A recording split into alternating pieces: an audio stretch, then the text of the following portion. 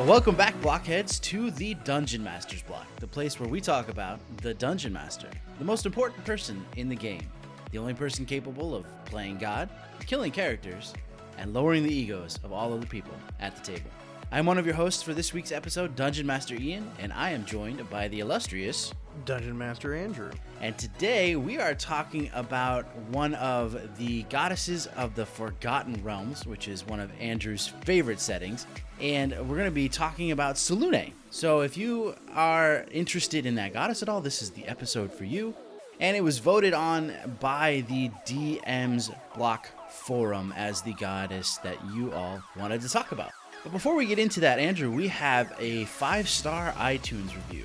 More like a 5-star iTunes novel. Indeed. Our review comes from GM Yoshi, and the title is Best RPG Advice Podcast Out There, and this is 5 stars. I have been running RPGs for the last 7 years, but since I sort of just fell into GMing with no one around to teach what running an RPG should look like, I made the most of my games like video game quests. You know the ones. Go get me 10 boar tusks, 5 spider eyes, and the fin off of that really big fish in the pond. Why, you ask? No time for questions, just go get them, and I will give you XP. The games would only last a few months before someone would quit, and we would start over with new characters on a new quest. After I started listening to the DMB, I realized how full an RPG world could be. I recommend this podcast to everyone who is looking at running any kind of RPG. Even though they lean more towards the fantasy genre, their wisdom is applicable to any system in any genre.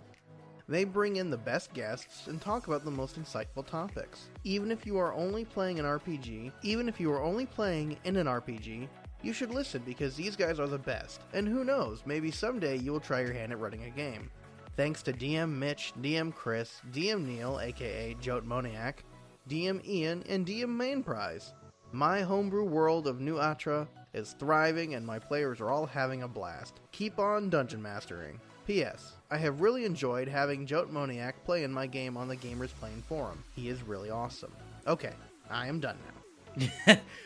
Well, thank you, DM Yoshi. We really appreciate it. We're glad that you have jumped in with both feet into making your world a bigger and broader place for your players. And as fun as WoW sort of quests can be sometimes, I'm glad that you've taken the step into a more immersive environment for your players. Good on you. But Andrew? Now let's head to the meeting.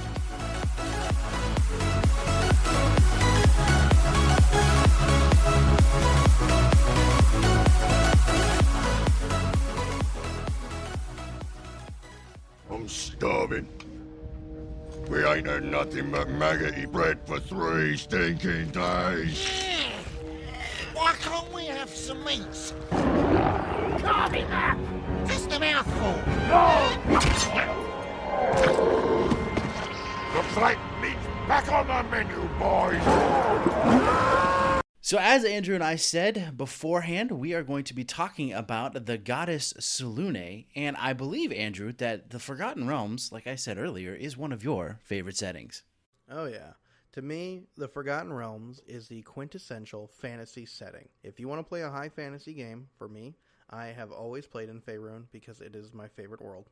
Yeah, and you and I right now are doing a play-by-post just between the two of us set in Faerun, and it is a ton of fun. We're playing in Chult, which is the jungle continent of lost mysteries and intense heat for those of you who aren't familiar with the power of heat stroke. Yes. So we pitched an idea to the forums, with the Divine Spotlight episodes like we always do. We pitched a couple of different gods, and the one that you picked, I had always thought was pronounced Selune, like a cowboy would walk into. And I feel like Andrew was the same way. And then we looked at the pronunciation key on like a wiki entry when we were doing our research, and apparently it said Selune. So yeah, there was a significant amount of shock, and I'm still adjusting to that at this point of realizing that I've been pronouncing her name wrong for the last 10 years of my life.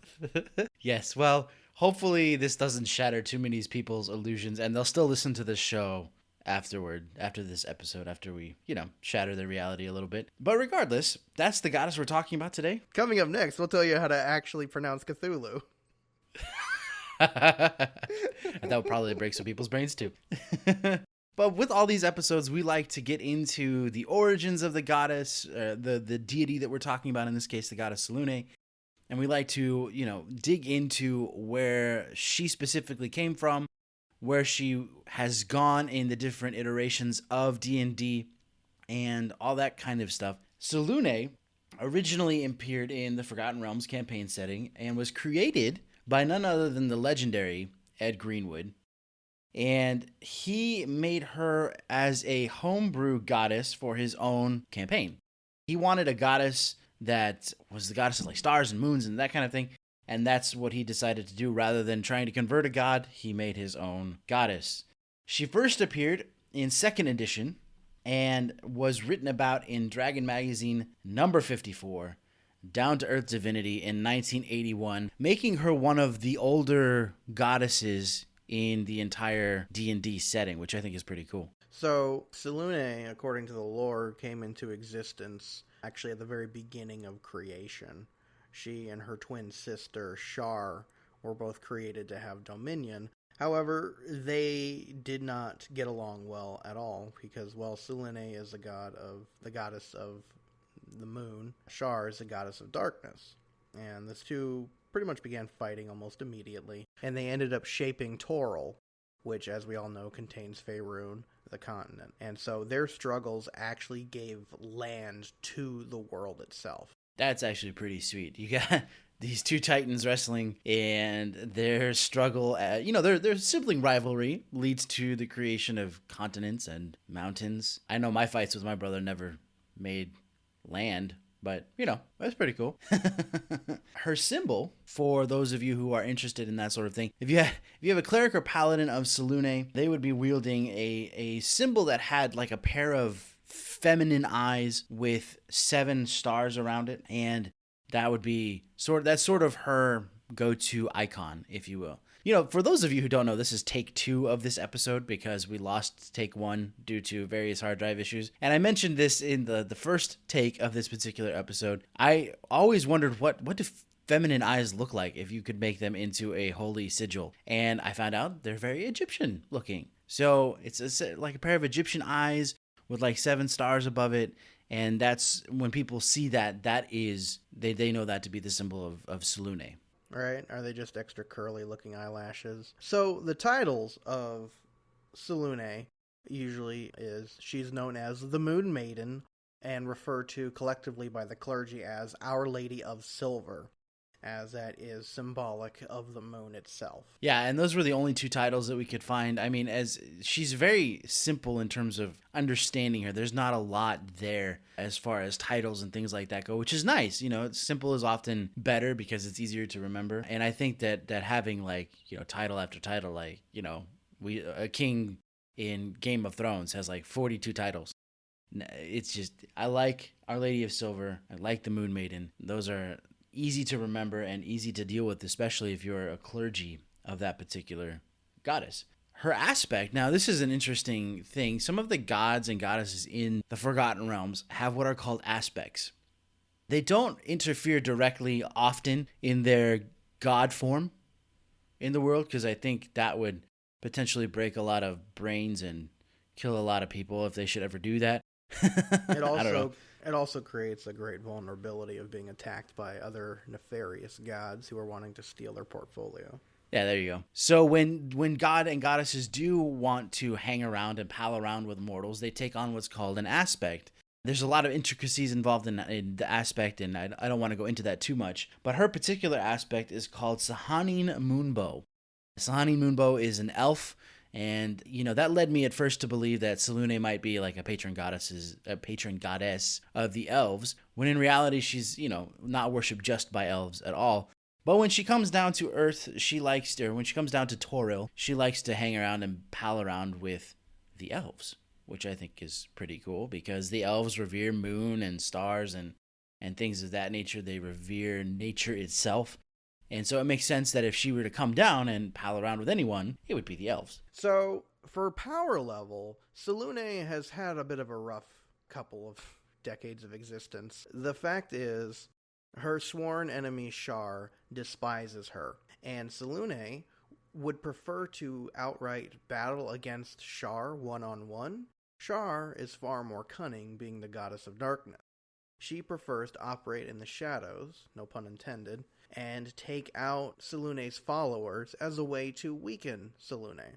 So Selune, when she came into existence, was a greater deity, but she was unable to hold that power level, knocking her down to an intermediate deity due to the fact that she's consistently losing against Shar. So by 5th edition, however, she was able to then get back to the top and regain a significant portion of that power, restoring her to a greater deity. So she's in a bit more of a state of flux than some of the more powerful deities, kind of going down and back up and then down again. So yeah, she's never been really constant, which, ironically mirrors the state of the tides if she's the goddess of the moon, ebbing and flowing and ebbing and flowing. Waxing and but yeah, I waning. like waxing and waning. Yep, that too. And then, I like the fact that as far as it gives the appearance that that Wizards of the Coast, their gods are not always stable or perfect or anything. There are some gods that have held one power level through their entire existence, and there are others like Selune who have fluctuated quite a bit. As far as her portfolio goes,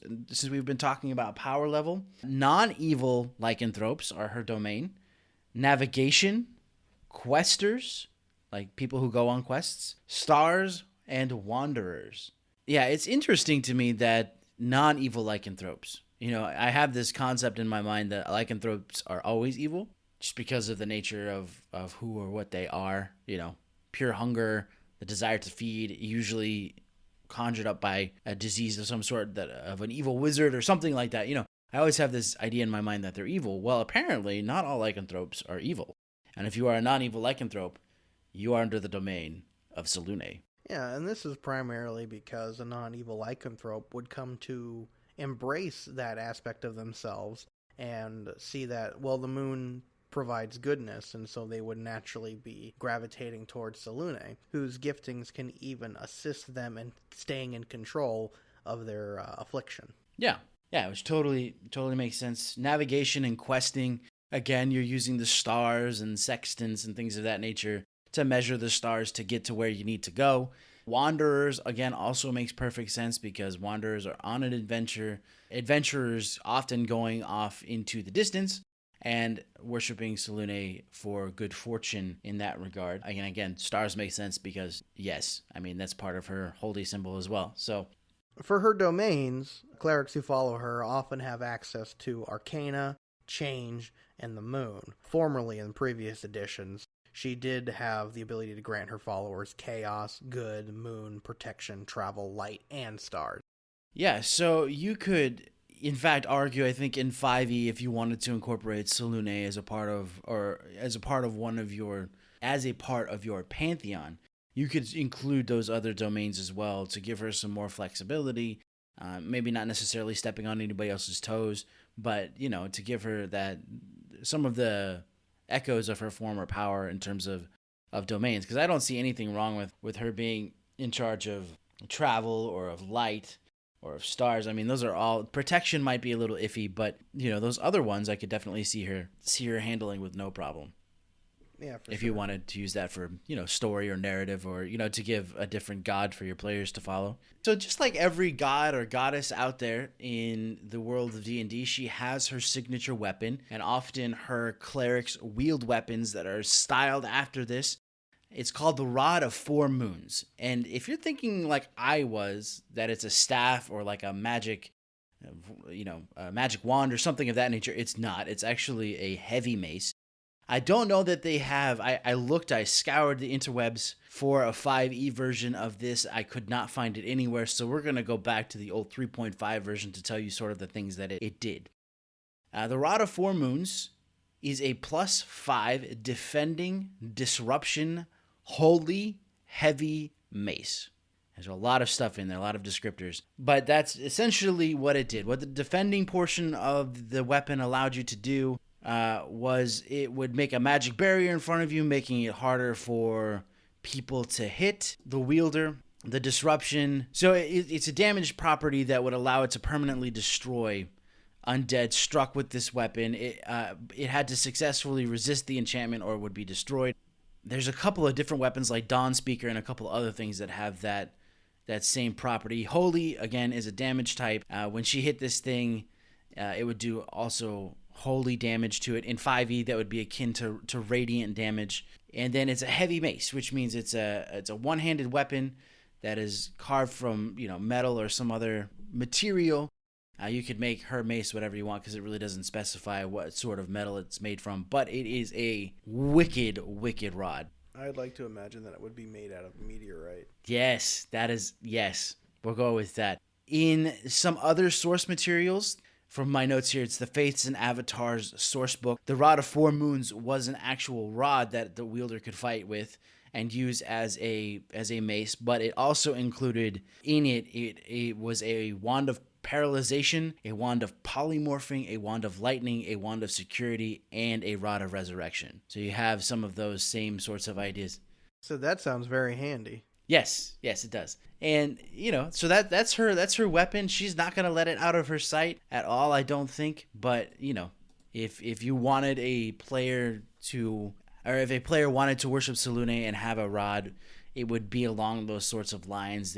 I would think, go after some of those same sorts of enchantments in keeping in step and in line with their favorite goddess. Yeah, that rod sounds pretty epic, actually. Even for 3.5, that seems a little overpowered. I know I'd be tempted to steal it. I know I would be too. Maybe that's a story hook for you.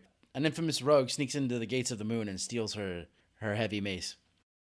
Her superiors, she doesn't really have any that would be considered a traditional god or goddess, as we would know in the Forgotten Realms setting. However, she is subject, of course, to Lord Ao. And Lord Ao, if you're not familiar with him, he is essentially the big over-deity who's responsible for the creation and assignment of all of domains and portfolios and whatnot. He's basically the guy in charge of everything.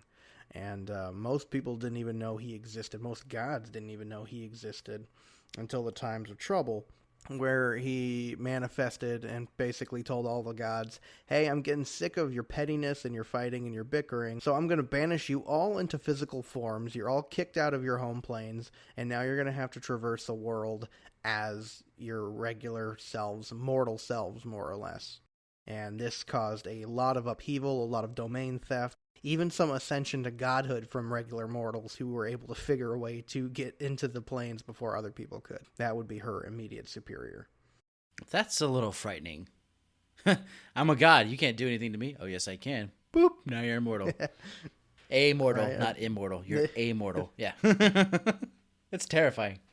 As far as a description of who or what Selune looks like, she's often depicted as a high-born lady with moons and stars in elven chainmail. Again, going with that idea, she's not a goddess within the elven pantheon per se, although she may be. She's worshipped by a lot of different people, but she favors the elves mostly because I think of her alignment, which we haven't talked about yet, which we will get to. But she's depicted as a highborn lady with moons and stars and elven chainmail, wielding her rod of four moons.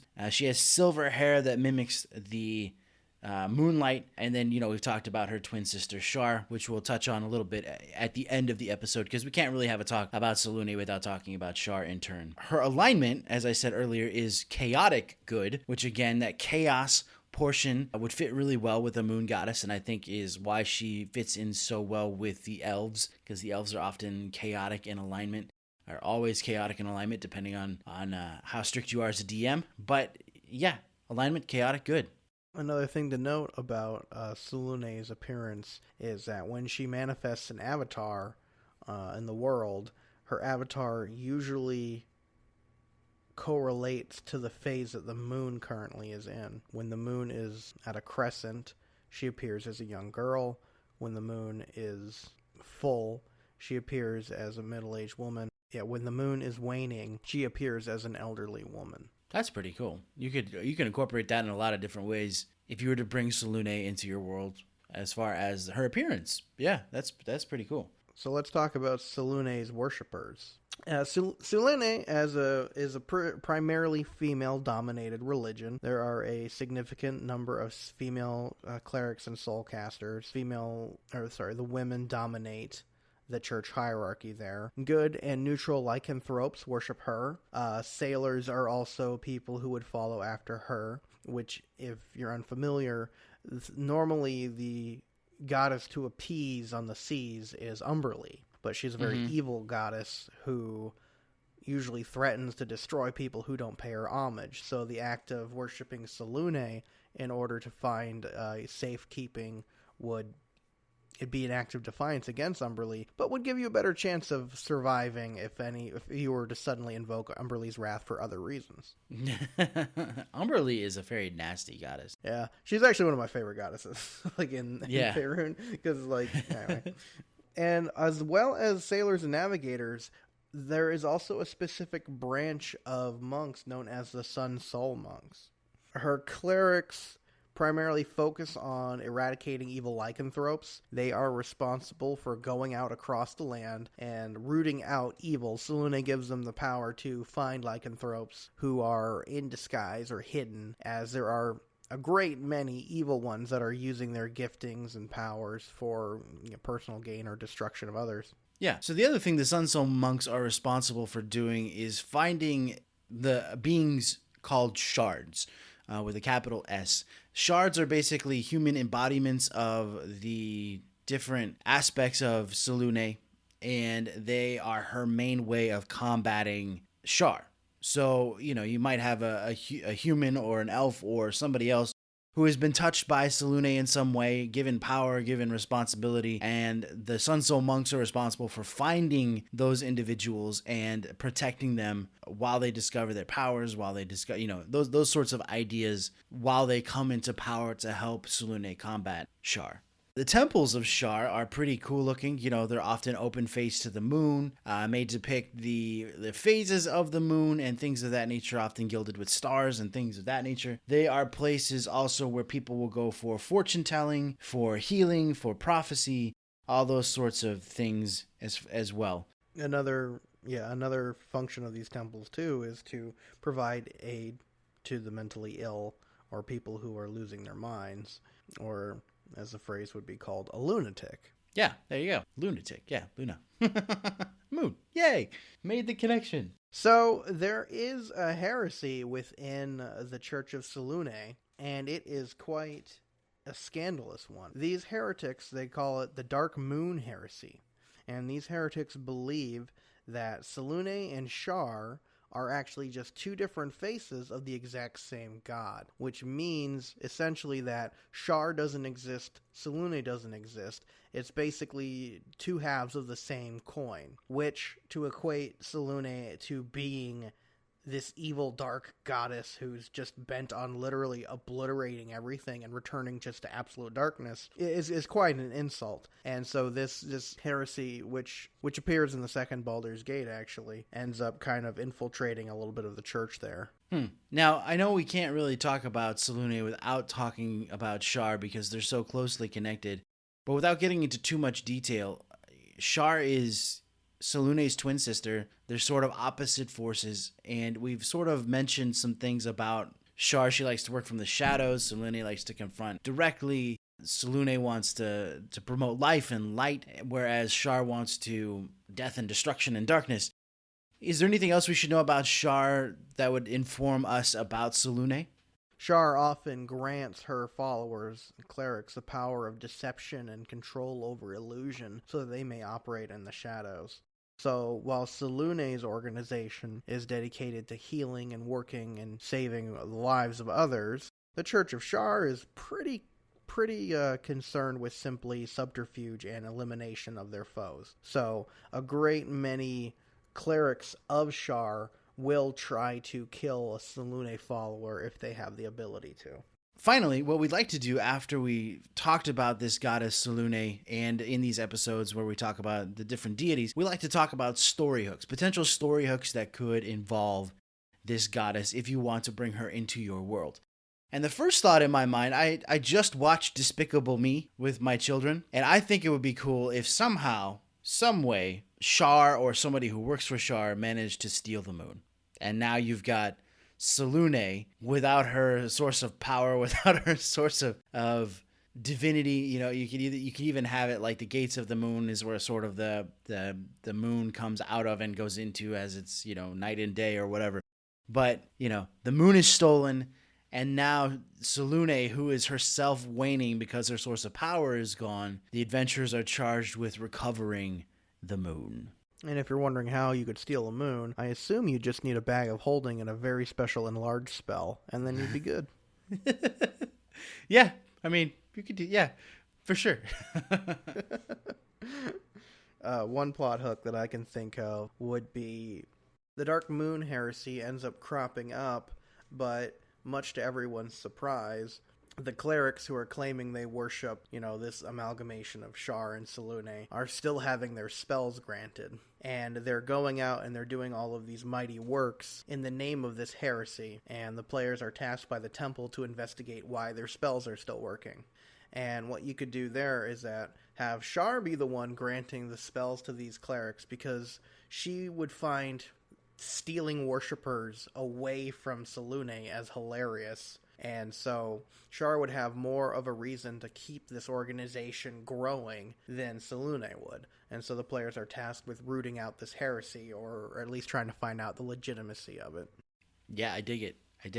So one final one for me is hearkening back to that time of troubles idea, where somehow, whether it's Lord Ao or whether it's Shar has found a way through subterfuge and those sorts of things to make Selune immortal. A-mortal, not immortal, but a-mortal. And now she's cast down from her seat of power. Her clerics aren't getting their spells anymore. Lycanthropes are going crazy because there's no one to keep them in check. The moon is not going through its phases. All those sorts of things. And it's the player's responsibility. They're charged, again, by the Church of Selune to figure out what's going on, and lo and behold, they discover the goddess has been deposed, and now it's a race to try to restore Selune before anybody else can claim that domain, that portfolio, those worshippers, and trying to restore the goddess herself. And you can add an additional level of fun to that by having at some point the players being approached by Shar and given a counteroffer saying, hey, I'll set you guys up really great if you make sure this Selune character dies when you find her. Moral dilemmas. You gotta love it. They're always a great thing to incorporate into these particular types of quests.